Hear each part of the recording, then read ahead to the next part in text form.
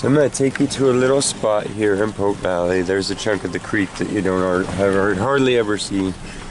This is above Napa Valley, and it's the low valley that I live in. And it's all grapes and stuff out here now. But this town used to have a larger population. We don't have a population sign. And there's a little cemetery out here, the original cemetery for the town. So you have to drive through all this private land now. And a local one of the firefighter volunteers out here showed me this one time. And so I figured I'll take you guys and show you because it's got some early history and stuff now. Time moves on and, 100 years goes by. But the names that you'll see out here in the cemetery are some of those original names that are still people that live around. So anyhow, the names that I can show you out here on the cemetery, these are names that are, some of the last few standing families that are around and stuff. Ooh, look at this house. Wouldn't you like to metal detect that? Look at that. So I was told that there used to be about 10 more of these houses out here. Like that. Pretty cool. Isn't that cool? Look at that. Think of the things that you can find in that yard. Maybe we'll leave a note, ask a permission. Oh, there's another foundation there with trees growing through it. Anyhow, now the town consists of a little store and a couple of things built on the other side of this hill, and some old historic golf courses and stuff, and really not much more. So, to me, the cemetery is kind of interesting, and I'm sure a lot of the people on the East Coast that have seen development like this can appreciate what I'm saying. What looks like fields now used to be town and stuff. Anyhow, let's go check out the cemetery. You can see the cemetery because it sticks up still, and it's got all the old trees and stuff around it.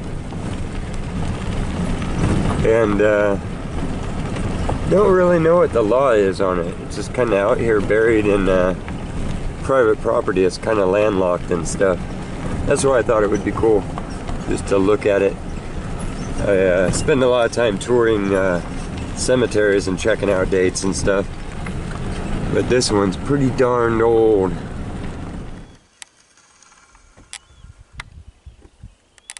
They're coming to get you, Barbara. It's Olive's graduation night, and we got to the school a little bit early. Olive. And so I thought I would show her some of her local history here. We'll just leave that open so in case the zombies come out we can get away. But look, this is a cemetery where very, very few people go. I'm not sure who tends it, just the locals.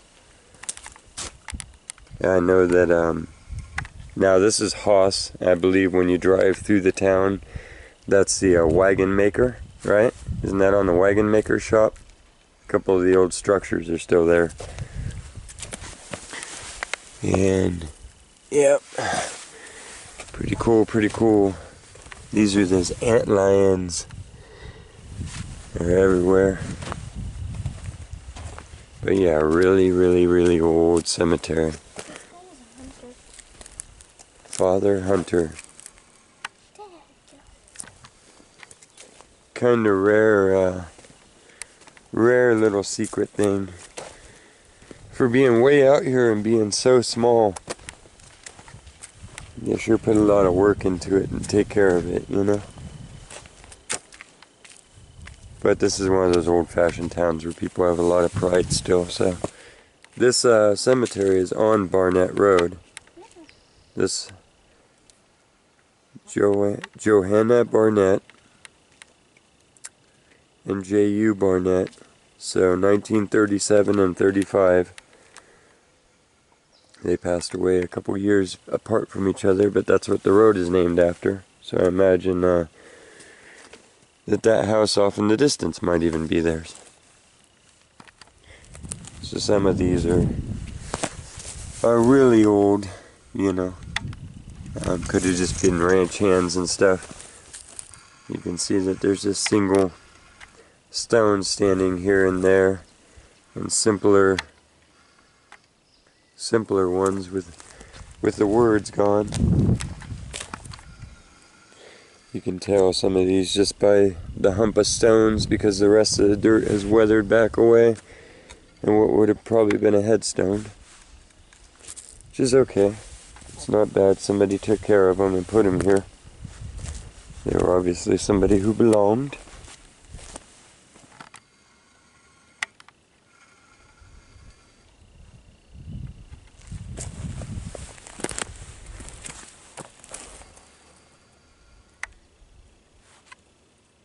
Bill? I don't know, Bill. Wraith. Jacob Wraith. 1936 to 1927, and his wife.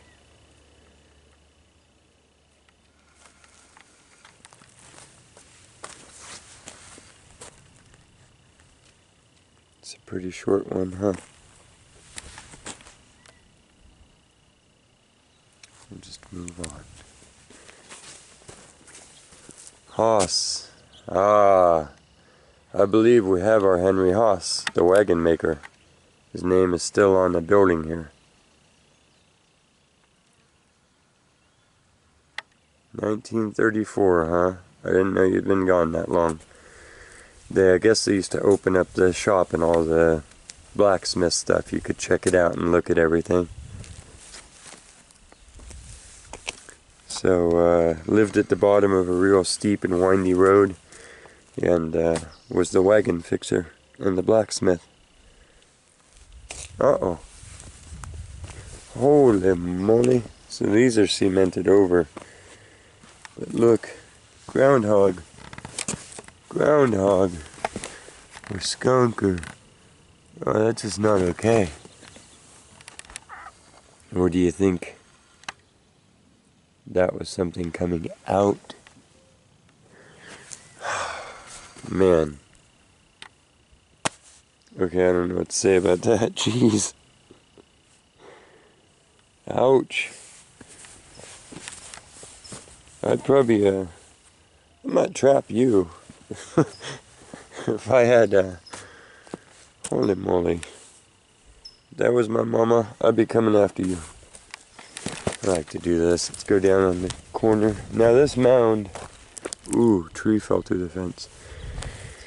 This mound, I don't know, usually mounds are reused. So a lot of cemeteries in California are built on top of Indian mounds and Indian cemeteries. And as I stoop down, I can see little obsidian flakes, and we don't have obsidian here in Pope Valley a bunch native to where there'd be a bunch of flakes like that. So instinctually I know that because we're on a mound by a river and a little creek overlooking all this, that we're at a little Native American campsite, which basically the whole world was. But yeah, you can see everywhere here the little flecks, but not everywhere, like in Clear Lake and places like that where I show you where it's covered. Here's the rest of the ground, bare, but relatively a lot of flakes. But yeah, stones sliding downhill, bones sliding downhill, time wearing on. Huge chunk of jasper. We won't dig that out. It's okay. I'm not like that. Yep, obsidian all over the ground. I wanted to walk out here to the edge of what is the edge now. Stand back a little bit off these stones. Oh, I don't know how to say that. Let's do it. Eberspatcher. That's awesome. Eberspatcher. Nice name. But the ground is fleck after fleck after fleck. Almost every cemetery that I'm in, that's an old cemetery on a hill, is like that in California. See the little working flecks. So that just kind of goes with the territory, and it might have actually been a more of a respect thing than a disrespect thing. just a spot where it got left alone, and so who knows.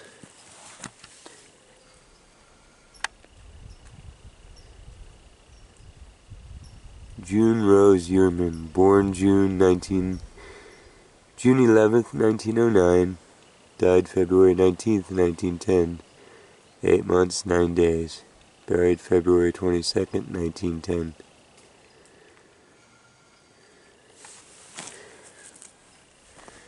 So I see this is the row of outer stones here. That's another pattern that I see, so they won't have, there's a 1, a 2, and a 3. So they probably kept records, at least, of spots. I see this one's missing its stone 4, or maybe it was just nobody there. It's a way of they might be does, or might not have had permanent fundage to make a permanent headstone, so they have it recorded. 1916. And I see dents, but I don't know that there was people there. But I do see really old wooden things off in the distance that probably could have represented what's here and here. Oftentimes acorns actually fall in the pile, you know, in the disturbed earth.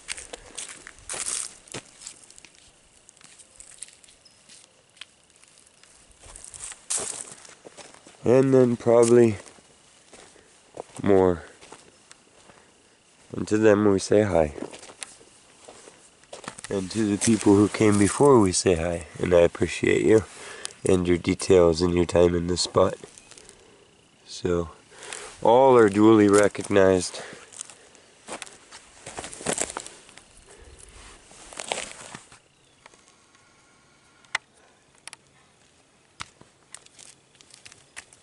Jim Nicolini, Childs Valley. So there's a Nicolini winery that everybody comes to. That's an old historic one. And yeah, I like your thing, man. Good deal.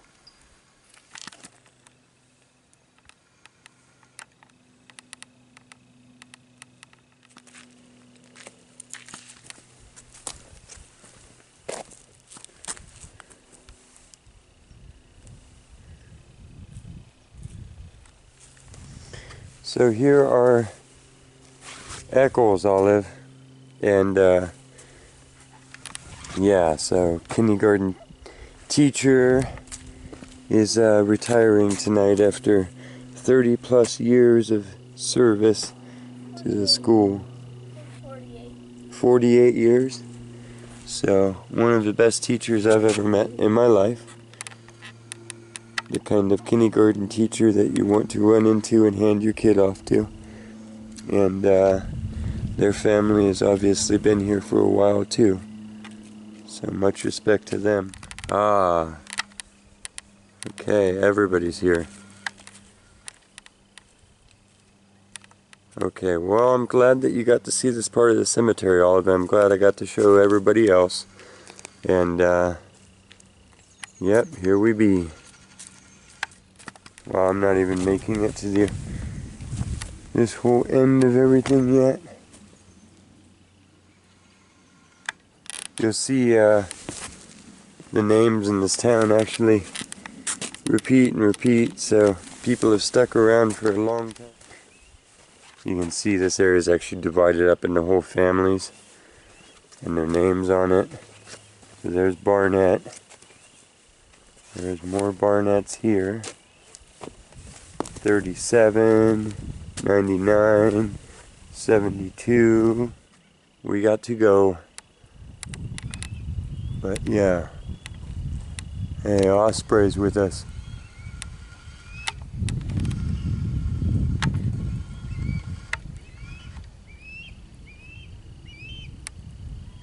That's our good luck sign.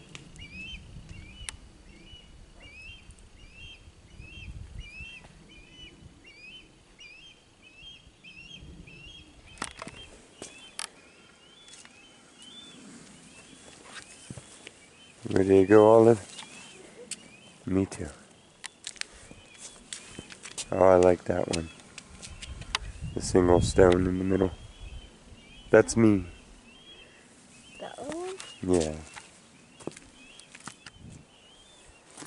So, oh, did this just, that's crazy.